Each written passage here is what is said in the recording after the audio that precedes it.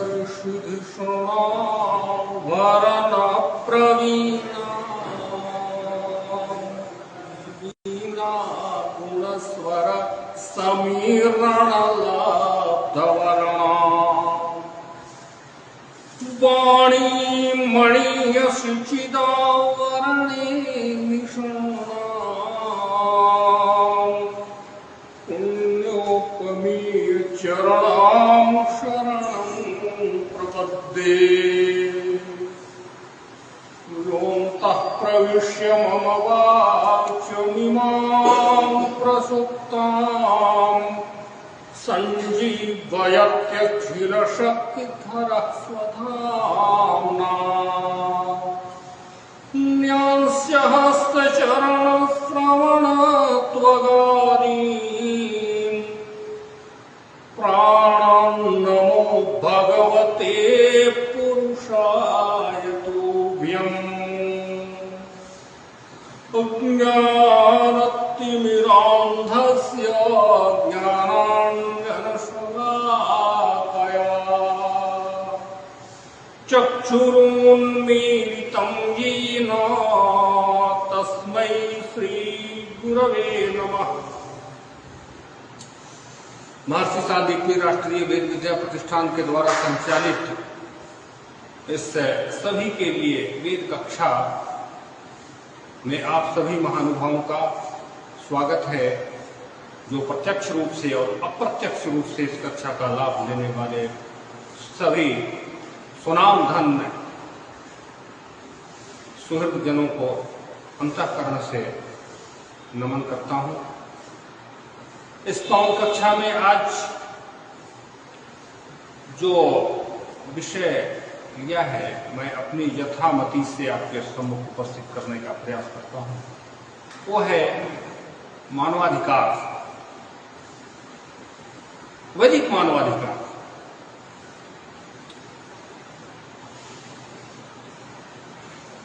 सामग्री तो बोलने की है, परंतु जो मेरे मति में है मैं उसको पहले उपस्थापित करूंगा। मानवाधिकार शब्द जो है ये बाद में आया। वैदिक वाङ्मय में स्पष्ट रूप से मानवाधिकार शब्द का प्रयोग नहीं किया गया। हमारे यहां विधि वाक्य, निषेध वाक्य और कर्तव्य की बात आती है, अधिकार की बात है।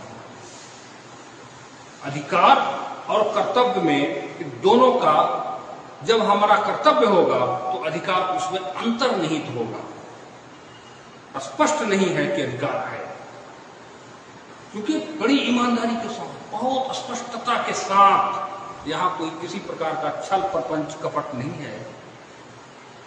भारतीय परंपरा में जब मेरा कर्तव्य निष्ठता रहेगी तो स्वतः उसमें अधिकार स्फुटित हो जाएगा। जैसे जैसे ये सभ्यता आगे बढ़ी, पहले मानवाधिकार में हमें शुद्ध हवा चाहिए, शुद्ध जल चाहिए, शुद्ध वातावरण चाहिए, हमें शुद्ध रूप से अन्न चाहिए, समय पर भोजन चाहिए, आवास के लिए ऋतुओं के परिवर्तन में जो कठिनाई होती है इस पंचभौतिक शरीर को, उससे संरक्षण के लिए हमें भवन चाहिए रहने के लिए, इत्यादि इत्यादि जो मूलभूत सुविधाएं हैं वो हमें तो चाहिए। तो जो मूलभूत सुविधा हमें आवश्यक रूप से चाहिए उसका चिंतन है वेदों में और पर्याप्त चिंतन है। जैसे मान लीजिए हमें शुद्ध हवा चाहिए, तो शुद्ध हवा के लिए हमें क्या क्या कर्तव्य करने पड़ेंगे। मुझे कर्तव्य पर ज्यादा जोर देना है। आज हम धीरे धीरे कर्तव्य का पथ क्रमशः वो जो डोर है कर्तव्य का ना शिथिल हो रहा है, अधिकार पर ध्यान ज्यादा आ रहा है। ये बहुत समीचीन नहीं है, बहुत अच्छा नहीं है।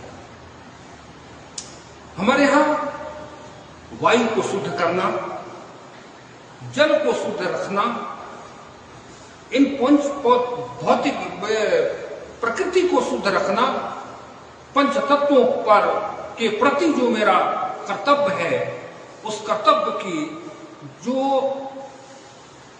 व्यवस्था है, विधि वाक्य है, हमारा कर्तव्य है, उसके लिए तो पर्याप्त चिंतन, आधारभूत चिंतन हमारा है। परंतु अधिकार शब्द का प्रयोग मैं नहीं समझता कि बहुत ज्यादा जोर दिया गया है अधिकार पर वैदिक वाणी में। अब हर स्थान पर अधिकार का जो की बात आने लगी है कि मेरा अधिकार क्या है, मेरा अधिकार क्या है। कर्तव्य का गौण होना और अधिकार का ऊपर होना, ये हमारे लिए, हमारे समाज के लिए, देश के लिए, परिवार के लिए बहुत शुभ संकेत नहीं है। उसके बाद जैसे जैसे हमारी आकांक्षाएं बढ़ती गई, मेरी इच्छा बढ़ती गई, उस तरह से हम कर्तव्यों से अधिक अधिकारों पर ध्यान देने लगे। अब अपने यहां यह स्पष्ट कर रहे हैं कि भाई हमारे यहां तो सभी आप लोग जानते हैं कि मानवाधिकार शब्द कब से ज्यादा प्रभाव में आया। हमारे यहां तो बस कर्तव्य है।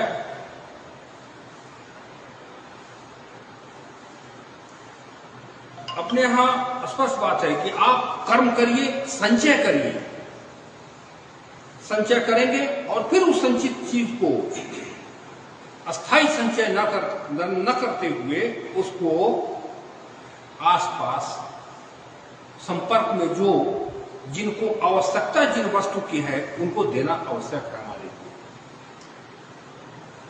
ये मूलभूत सिद्धांत है।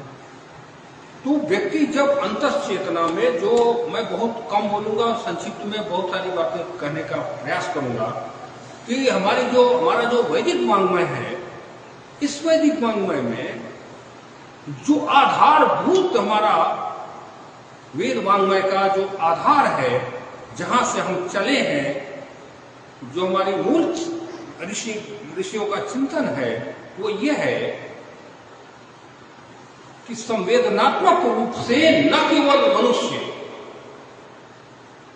सारे जीव प्राणी मात्र में वही तत्व विद्यमान है, समानता है। और समानता होते होते अलग अलग हमारे यहां 6 दर्शन है। 6 दर्शन में भगवान आदिशंकर का जो अद्वैत वेदांत है, वहां आकर के कहते हैं अहम ब्रह्मास्मि, मैं उसी ईश्वर का मूल तत्व हूं। और मूल तत्व होने का मतलब यह है कि मैं उसी में विलीन हो जाऊं और तदाकार हो जाऊं। तो जब मैं हो जाऊं तदाकार, तो वही अंश तो सब में है ना। तो उस दृष्टि से मेरी दृष्टि इतनी व्यापक हो जाए ताकि किसी में किसी प्रकार का कोई भेद न रह जाए।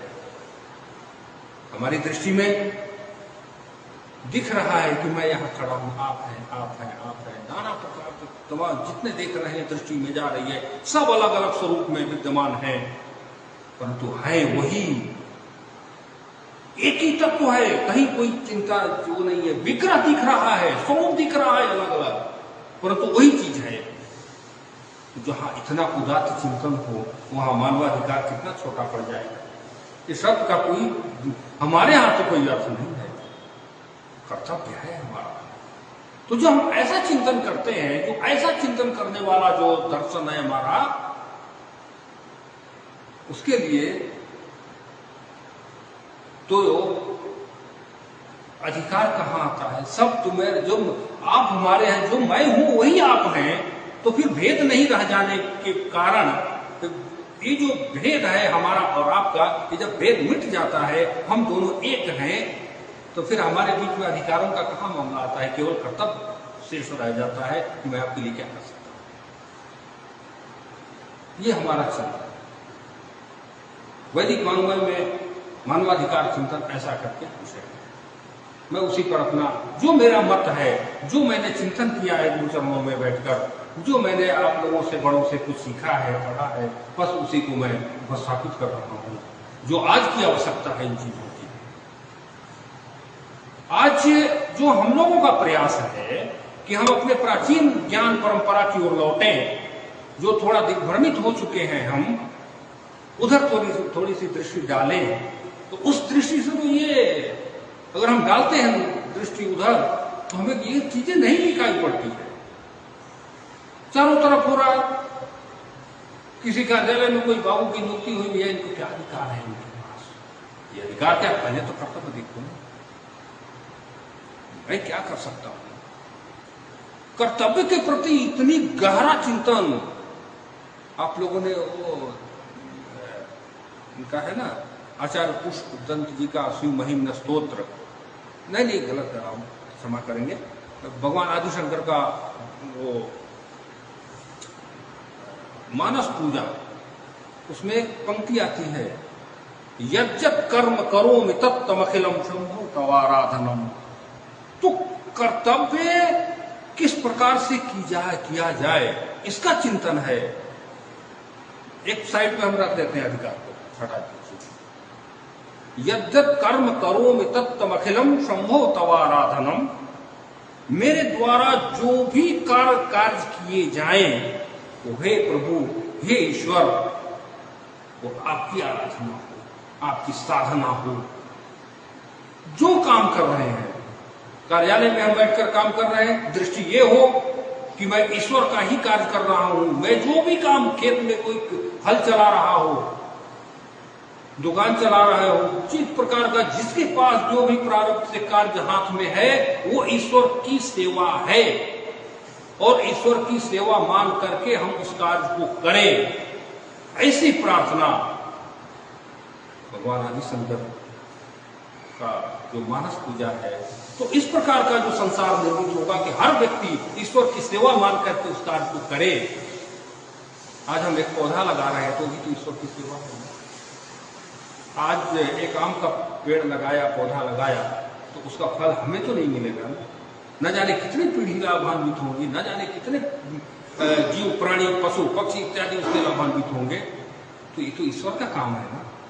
तो इसलिए हम जितने भी काम करें, अगर ये दृढ़ धारणा हमारे मन में आ जाए कि हे प्रभु, मेरा जो कार्य है वो सब आपकी साधना है, आप ही की आराधना है, न तो इसमें अभिमान रह जाएगा, न कहीं अधिकार का लेश मात्र रह जाएगा, बस केवल अपना कर्म। और जब ऐसी धारणा होगी तो स्वाभाविक है कि आप जो काम करेंगे उस गड़बड़ नहीं होगा, बड़े अच्छे ढंग से होगा। मैं पहले भी निवेदन कर चुका हूं, एक अध्यापक भी अपने कक्षा में पढ़ा रहे हैं, तो ये मानकर चले कि मैं अगले पीढ़ी को इस संसार के संचालन की जितना दृढ़ मजबूत बनाऊंगा कि अगला पीढ़ी भी हमारा संसार को संचालित करने में पूर्ण योगदान और जो योग्यता के साथ कर सके। उसमें मूल योगदान अध्यापक पक्ष का है। किसान अगर अन्न उपजाते हैं तो सभी, केवल किसान तो नहीं खाते हैं। तो ये सब ईश्वर की सेवा है। मानवाधिकार की बात वेदों में जो आता है, बस इसी पर आधारित है। अथर्ववेद में पूरा भरा पड़ा है आपसी संबंधों की बात आती है।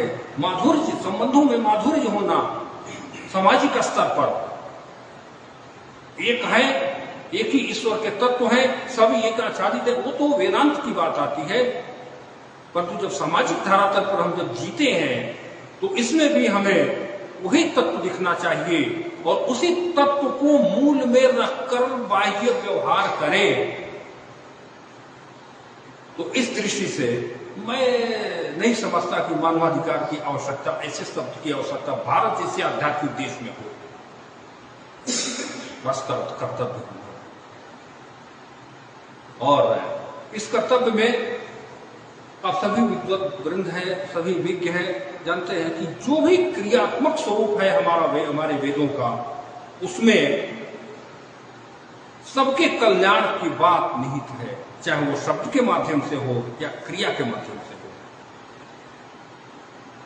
हो। स्पष्टता है इसमें कि जो वेदों की ध्वनि है वो न केवल मानव जाति संपूर्ण दृश्य अदृश्य जीव जगत को आप्लावित करती है, अनुप्राणित करती है, और वही क्रियात्मक स्वरूप यज्ञ का स्वरूप जो है वो संबल प्रदान करता है संपूर्ण ब्रह्मांड को। तो हमारी क्रिया, हमारा व्यवहार, हमारी वाणी, सब कुछ उस ईश्वर को समर्पित है। हमारे यहाँ बड़ी अच्छी परंपरा है कि जब माताएं भोजन बनाती है घर में, तो इस धारणा के साथ कि भगवान का भोग लगेगा, और ऐसी चित्तवृत्ति के साथ माताएं भोजन बनाती हैं, तो वो प्रसाद होता है, और वो प्रसाद इतना स्वादिष्ट होता है, आप अंतर समझ सकते हैं कि कोई ये सोचकर बनाए कि मैं अपने लिए बना रहा हूं, और जो समर्पण के भाव से अगर भोजन बना रहे, दोनों के स्वाद में अंतर आएगा। यहां अधिकार पक्ष आता है कि मैं अपने लिए कर रहा हूं, और वहां निस्वार्थ पक्ष आता है मैं ईश्वर के लिए कर रहा हूं, तो प्रसाद मुझे मिल जाएगा। ये मानवाधिकार की बात, इतना अंतर है हमारे यहाँ। लोग चिल्ला रहे कि मानवाधिकार कि ये होगा, भाई उसकी आवश्यकता ही क्यों पड़ी अधिकार की? हम कर्तव्य के में ही छुपा हुआ है अधिकार का। हम कर्तव्य करते जाएंगे, स्वतः अधिकार प्राप्त हो जाएगा। हम विनम्रता से आपसे हाथ जोड़ेंगे तो स्वाभाविक है कि आपका भी हृदय मेरे लिए ठीक रहेगा। और हम आपके साथ व्यवहार अच्छा नहीं करें और फिर मानवाधिकार के तहत कहें कि अब आप उनको वो सम्मान दीजिए, कहां से प्राप्त होगा? उल्टी सोच हमारे यहाँ नहीं। अभी अभी मैंने निवेदन किया था किसी से कि हमें कुछ बोलना है, कुछ मैटर दिया जाए, तो उन्होंने मानवाधिकार को भेजा, किस पर आप बोलिए। तो खैर जो भी भेजा उन्होंने ठीक है, परंतु मैंने जो मानवाधिकार के विषय में चिंतन किया, हमारे यहाँ मानवाधिकार नाम का कोई ऐसी व्यवस्था नहीं है। हाँ, ये अवश्य है कि चित्तवृत्ति में आप सभी विज्ञ जानते हैं कि मन जो है, जो हम लोगों का चिंतन का मूल आधार है, वो मन को एकाग्र करना और मन को नियंत्रित करने की व्यवस्था है। और मन को जब तक नियंत्रित नहीं कर पाएंगे, मन तो आपका इधर भी जाएगा, उधर भी जाएगा, ये करेगा, वो करेगा, तमाम प्रकार के मन का तो अपना परिक्षेत्र इतना अधिक है कि वो, और गति भी बड़ी तेज है, क्षेत्र बहुत विस्तृत है और गति तेज है। दोनों स्थिति में मन बहुत, तो अपने यहाँ अंतर चतुष्टय की दृष्टि से मन को नियंत्रित करके और मन की दिशा को, उसकी गति को सदमार्ग पर ले जाने की जो विधि बताई गई है, नाना प्रकार की बहुत सारे आप सभी लोग हैं, सब जानते हैं, और अलग अलग विषय है कि उस मन को किस प्रकार से हम सही दिशा दे सकें। तो उस दिशा की ओर मन की को प्रवृत्त कर लेने मात्र से हमारी सारी समस्याओं का समाधान हो जाएगा। तो जो चित्त की वृत्ति है वो जब उल्टी दिशा में जाती है तो उसको चली जाती है, और फिर उसमें वो इतनी अधिक उल्टी दिशा में चली जाती है कि फिर वो घबराता है आदमी, और फिर अपने अधिकारों की बात करने लगता है कि नहीं, हमारा तो ये अधिकार है। अधिकार है, लेकिन कर्म और अधिकार दोनों का अनुनाश्रय संबंध है, बिल्कुल कहीं अलग है ही नहीं। तो सबसे पहले हमारे यहाँ कर्तव्य का बोध है। हर जगह मैंने देखा, एक पत्नी का कर्तव्य, एक पति का कर्तव्य, एक पिता का कर्तव्य, एक पुत्र का कर्तव्य। अधिकार की चर्चा तो मैंने कहीं पढ़ा ही नहीं आता। आप लोग कहीं पढ़े हो तो बता दीजिएगा, पारंपरिक ग्रंथों में अधिकार नहीं। हम अपने कर्तव्य का पालन करते जाएंगे तो उसको अधिकार देना होगा, नहीं देना होगा, अधिकार पर कोई चिंता नहीं। एक अध्यापक है, उनका कर्तव्य है पढ़ाना, वो ढूंढने लेंगे मेरा अधिकार क्या है। कोई आवश्यकता नहीं अधिकार की, हम अपने कर्तव्य का पालन करते चलें। तो इसी दृष्टि से हमारे वेदों में, अथर्ववेद में सामाजिक चिंतन की दृष्टि से सामंजस्य सुख आदि जो सूक्त हैं, जिनमें पारिवारिक चिंतन किया गया है, एक पिता का कर्तव्य, एक पिता पुत्र का कर्तव्य, एक दूसरे के आपस में संबंध, इनमें कहीं हमने अधिकार शब्द का शब्द नहीं देखा। फिर ये कुछ दिनों से मानवाधिकार मानवाधिकार, आखिर मानवाधिकार क्या, मानवा कर्तव्य की बात क्यों नहीं हो रही है? हमारा जो कर्तव्य है, तुलसीदास जी का बड़ी अच्छी लाइन है, अस अभिमान करऊ जनि घोरे, मैं सेवक रघुपति पति मोरे।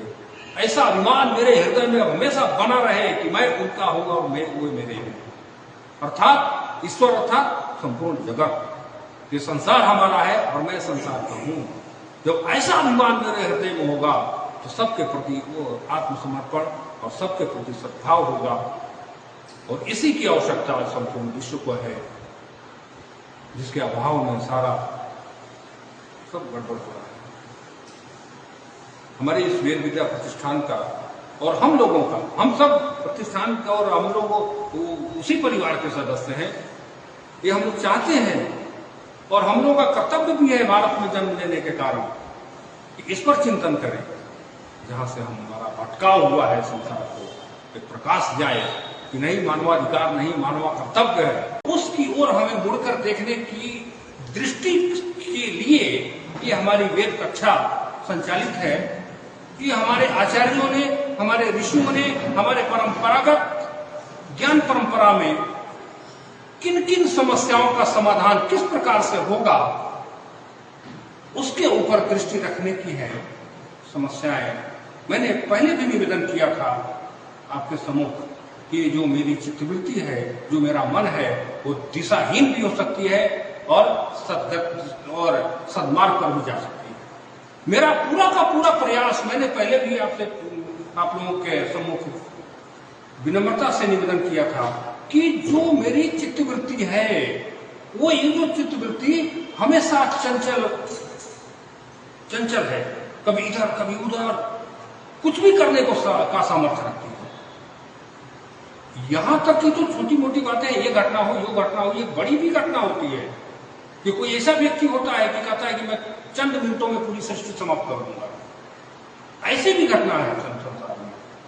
परंतु हमारी जो परंपरा है, हमारी जो वैदिक वाङ्मय की जो मर्यादा है, वो ये है कि सर्जनात्मक सृष्टि, सर्जनात्मक व्यवस्था हम कैसे सुखी रह सकते हैं, कैसे संपन्न रख सकते हैं।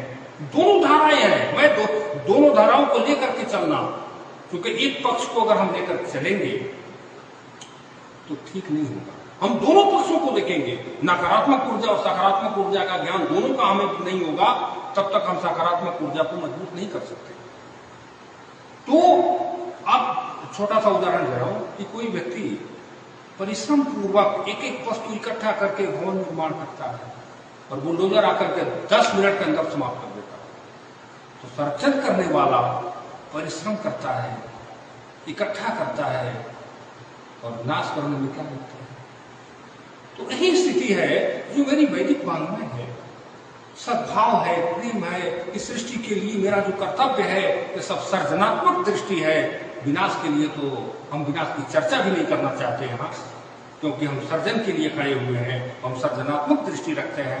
हम ज्ञान परोक्ष में उसको रखें, वो अच्छी बात है।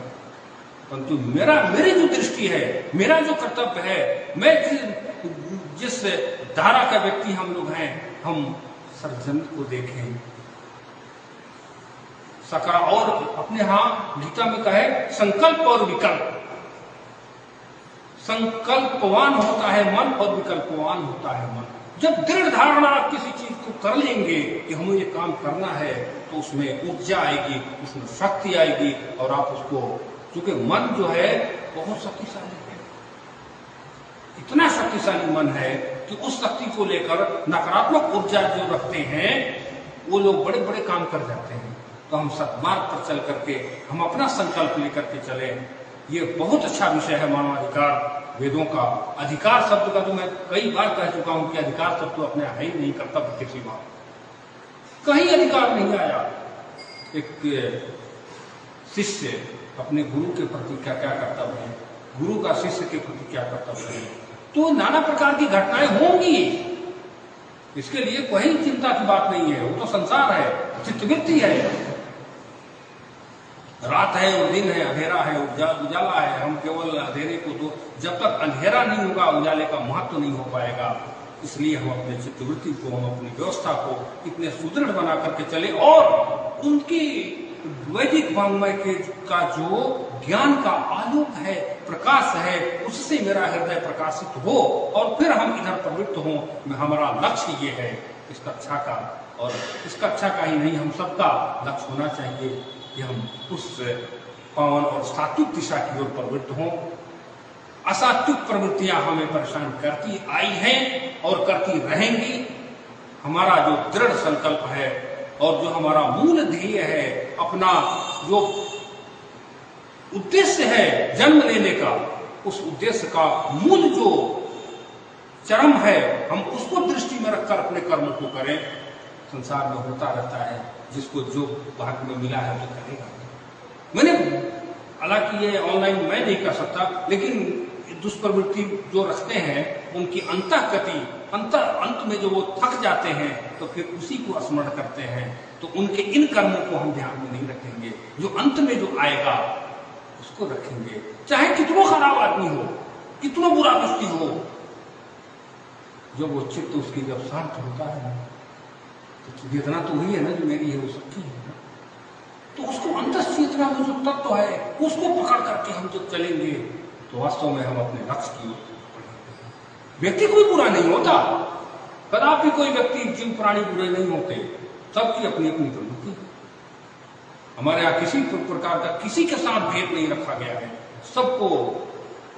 और अभी अभी भाई साहब ने हमें बहुत सुंदर मंत्र सुनाया, युष्मानि देव सविता तुरितानि पराशर। हे प्रभु, बार बार ईश्वर से प्रार्थना करते हैं कि हमारे में जो दुर्गुण है, चूंकि सदगुण और दुर्गुण सब में बराबर ही है, ऐसा नहीं है कि मैं बहुत अच्छा आदमी हूं, करता ही नहीं। दुष्प्रवृत्तियां हम इसमें भी हैं, लेकिन यही प्रार्थना है कि दुरितानि अशुभानि, जो अशुभ है वो दूर हो जाए, जो शुभ आचरण है मुझ में आ जाए।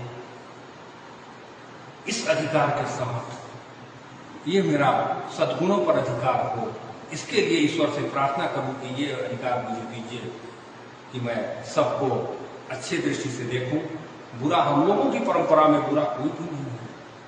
आपको पौराणिक कथाओं के माध्यम से बहुत बुरे बुरे राक्षसों को भगवान राम ने वध किया, परंतु किसी के प्रति अपने मन में गलत धारणा नहीं रखी, सबको बरबर प्रणाम किया, अपने आप को नहीं करता। इसलिए मैं कहते हैं सर्वे भवन्तु सुखिनः सर्वे सन्तु निरामया, सभी सुखी हों, सबके प्रति मेरा सद्भाव हो। बुरी प्रवृत्तियां और अच्छी प्रवृत्तियों का मिश्रण है, संसार चलता रहेगा।